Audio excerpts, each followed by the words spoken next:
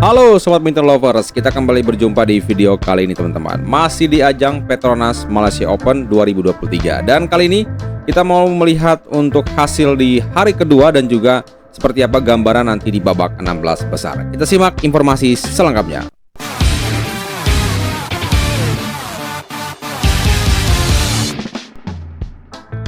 Oke Sobat Badminton Lovers, ya pertama kali kita akan melihat hasil dari hari kedua teman-teman. Sayang sekali Jonathan Christie di luar dugaan saya teman-teman harus tersingkir di babak 32 besar teman-teman ketika menghadapi Thomas Junior Popov dari Perancis teman-teman ya. Sempat atau tertinggal di game pertama dengan skor 8-21 teman-teman. Di game kedua Jojo berusaha untuk bangkit ya dan berhasil menang dengan skor 21-14. Tapi sayang sekali di game penentuan sangat ketat, sangat sengit teman-teman, sampai terjadi jus begitu teman-teman ya, dan skor akhirnya 26-24 untuk kemenangan pemain Perancis Thomas Junior Popov teman-teman ya. Dan ini adalah kekalahan pertama Jojo terhadap atau dari Thomas Junior Popov di pertemuan kelima ya. Setelah 4 pertemuan sebelumnya Jojo berhasil menang. Di video sebelumnya saya bilang itu tidak menjadi jaminan ya. Adapun ranking Jojo lebih bagus, kemudian Jojo turun sebagai unggulan ketiga, ternyata tidak menjamin semua itu ya. Dan kenyataannya Jojo harus tersingkir di babak pertama atau babak 30 besar Petronas Malaysia Open 2025. Terima kasih Jojo atas perjuangannya. Mudah-mudahan nanti di ajang-ajang selanjutnya bisa lebih baik lagi. Oke, next kita lihat pertandingan hari kedua juga, yaitu dari tunggal putra Anthony Sinisuka Ginting ya. Kita masih berharap masih ada harapan di sektor tunggal putra teman-teman, karena Ginting berhasil mengalahkan pemain China Taipei teman-teman dengan 2 set langsung ya, 21-12, 21-18 teman-teman. Nah, di babak atau ini merupakan pertemuan kedua pemain ya. Jadi di pertemuan pertama Ginting menang dan pertemuan kedua juga Ginting menang, dan di babak 16 besar nanti ya kita akan lihat siapa yang akan dihadapi Ginting. Nanti saya akan bahas selanjutnya teman-teman ya. Berikutnya ada juga dari sektor ganda putra teman-teman, sayang sekali ya. Lagi-lagi Fajar Rian harus menelan tim pahit ya menghadapi pasangan tuan rumah Ong Teo teman-teman. Tapi saya juga pernah bilang bahwa Ong Teo ini sedang bagus-bagusnya teman-teman ya.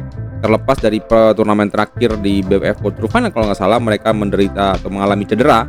Tapi memang performanya di tahun lalu teman-teman ini cukup konsisten ya. Dan Fajar Rian setelah menang di game pertama dengan 21-15 dan di game kedua disamakan skornya menjadi 21-17, satu sama. Dan penyakitnya adalah rubber set teman-teman. Mungkin kesulitan pemain kita kalau di rubber set ya. Mereka harus takluk dengan skor 13-21. Terima kasih juga untuk Fajar Rian atas perjuangannya. Next turnamen mudah-mudahan lebih baik lagi dari yang sekarang ya. Oke, next kita lihat lagi hasil hari kedua yang ini. Setelah saat saya buat video ini teman-teman ya, mereka belum bertanding, yaitu pasangan ganda putra. Ini harapan terakhir kita dari sektor ganda putra ya, Sabar Reza teman-teman ya. Mudah-mudahan ini bisa mengalahkan pasangan Denmark supaya bisa melaju, ada wakil ke babak selanjutnya dari sektor ganda putra teman-teman. Oke, itu untuk hari pertama hari kedua kita akan lihat berikutnya adalah mengenai di babak 16 besar nanti ya. Untuk Ginting ya, ini dia kembali akan menghadapi Kunlavut Vitistan dari Thailand teman-teman ya. Dan saya agak kesulitan untuk mencari head to head teman-teman ya, karena situs BWF itu ada, laman BWF itu ada sedikit perbaikan ya. Jadi ada perubahan tampilan. Kita kesulitan untuk melihat head to head mereka. Tapi saya pikir itu tidak penting. Menurut saya tidak penting karena tidak menjadi jaminan ya. Intinya mudah-mudahan kita berharap Ginting bisa mengalahkan Kunlavut, karena kita tahu Kunlavut belakangan performanya cenderung menurun.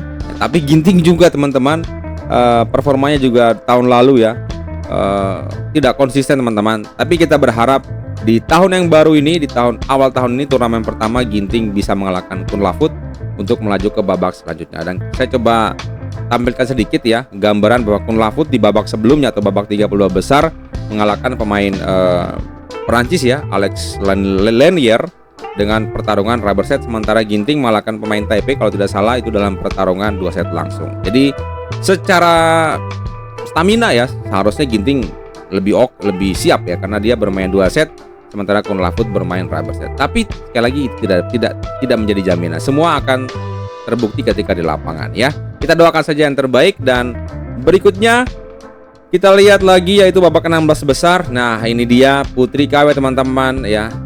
Di luar prediksi saya teman-teman ya. Ternyata Putri KW berhasil mengalahkan rekannya Gregoria Mariska Tunjung, bahkan dengan skor yang cukup telak teman-teman ya.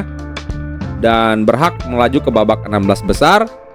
Dan masih menunggu ya untuk calon lawannya, pertandingan antara tunggal putri India menghadapi tunggal putri Denmark teman-teman ya. Kalau saya boleh memilih teman-teman ya, saya sih lebih berharap menghadapi pemain mungkin India ya. Nah, Denmarknya agak jangkaunya kadang-kadang nyebelin juga ya, sangat-sangat panjang begitu. Jadi ya siapapun lawannya, yang pasti kita doakan Putri KW juga bisa mendapatkan hasil positif di babak 16 besar ya.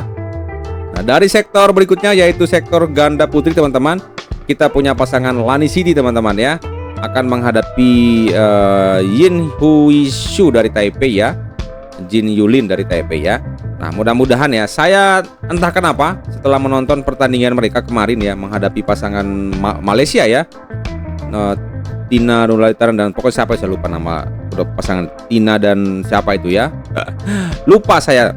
Nah, saya kok agak optimis ya dengan melihat performa mereka, permainan mereka teman-teman ya. Mudah-mudahan ya, mudah-mudahan ketika ketemu pemain Taipei di babak selanjutnya, mereka juga bermain ya kalau bisa mempertahankan seperti kemarin atau bisa lebih meningkatkan lagi, itu lebih baik teman-teman ya. Ini gambarannya pasangan atau calon lawan mereka di babak 32 besar mengalahkan rekan satu negara mereka ya dalam pertarungan 2 set langsung ya. Sementara Apri City bermain rubber set menghadapi pasangan Malaysia ya. Come on, Apri City lagi. Come on, Lani City, sorry ya, bukan Apri City ya. sorry. Oke, next ini dia dari ganda campuran teman-teman ya.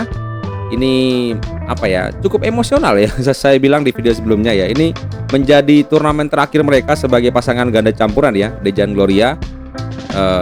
Dan nanti setelah ini Dejan akan masuk pelatnas, dipasangkan dengan Siti Fadia Siva Ramadhanti teman-teman. Oke, kita fokus ke sini ya. Dejan Gloria nanti akan menghadapi pasangan Jepang ya di babak 16 besar.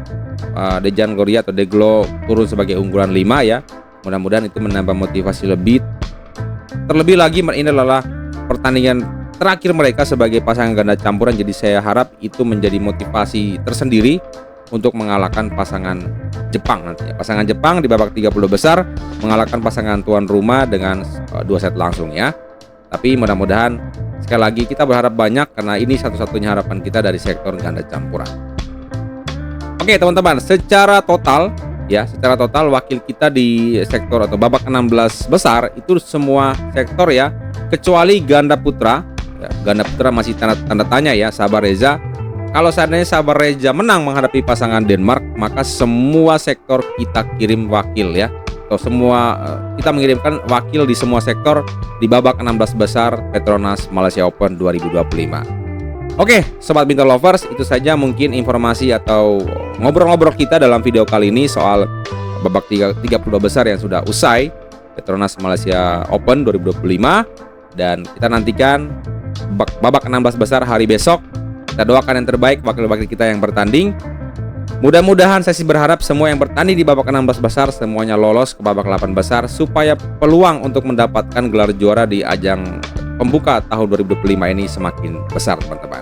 Seperti apa peluang pemain kita? Teman-teman silakan kalian ketik pendapat atau opini ataupun tanggapan kalian di kolom komentar. Terima kasih sudah menyimak. Mohon maaf jika saya ada salah-salah kata karena saya bukanlah pengamat melainkan penikmat seperti teman-teman. Terima kasih dan sampai jumpa.